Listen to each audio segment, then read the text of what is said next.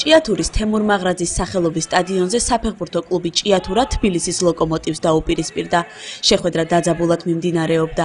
ჭიათურის ფეხბურთელებს ერთგვარ სტიმულს ახალი ფორმებიც აძლევდა, რომელიც შეპესე ახალი ჭიათურის პრეზიდენტმა კლუბს საჩუქრად გადასცა.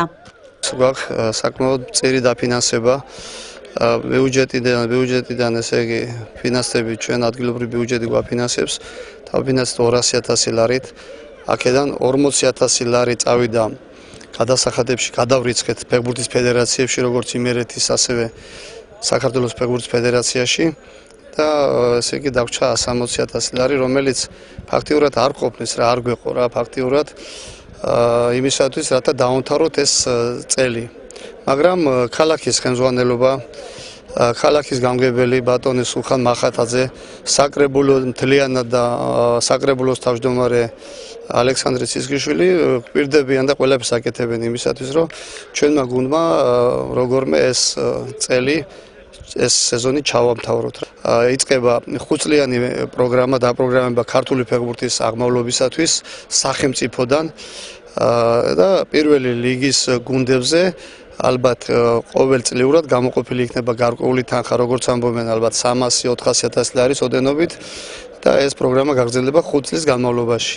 თუ რა თქმა უნდა, ჩვენ ახლა ადგილს შევინარჩუნებთ პირველ ლიგაში, როგორც მოგეხსენებათ, ჩვენ ლიგაში არის 10 გუნდი ღებულობს მონაწილეობას და მთავარია ჩვენ არ უნდა გავიდეთ მე-7, მე-8, მე-9, მე-10 ადგილზე.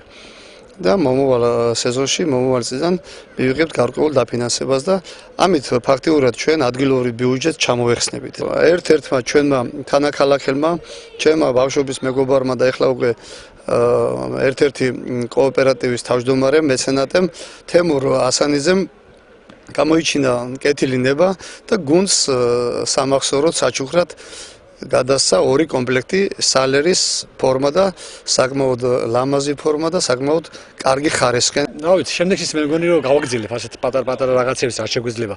ძალიან დიდი შემოსავლები არ გვაქვს, მაგრამ ცოტა-ცოტა დავეხმარებით ჩემ გუნდს და მე მჯერა რომ მოვედო რა, როდესაც ეს სტადიონი გარი მონტდება, იქნება ლამაზი და აქ ევროთასების გაიმართება. მე მჯერა ეს აუცილებლად.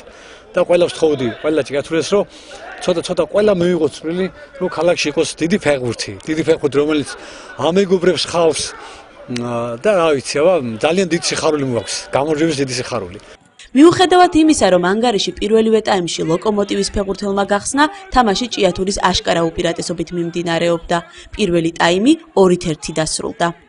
დღევანდელი თამაში საინტერესო და დაძაბული იყო. მე კმაყოფილი ვარ შედეგით და ვემზადები კიდევ უფრო უკეთესი თამაშისთვის.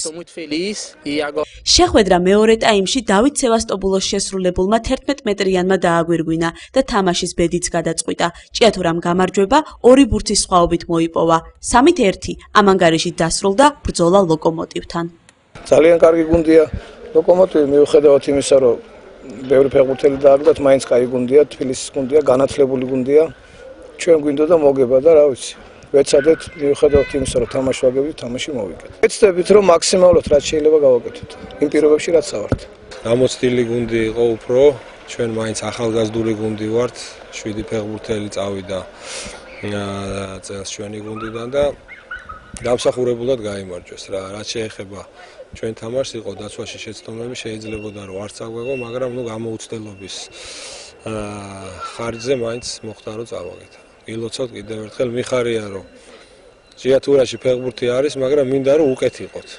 ჭიათურის ჭიათურა ამჟამად საქართველოს ეროვნული ჩემპიონატის პირველი ლიგის A ზონაში თამაშობს. მას 5 თამაშიდან 3 მოგება და 9 ქულა აქვს.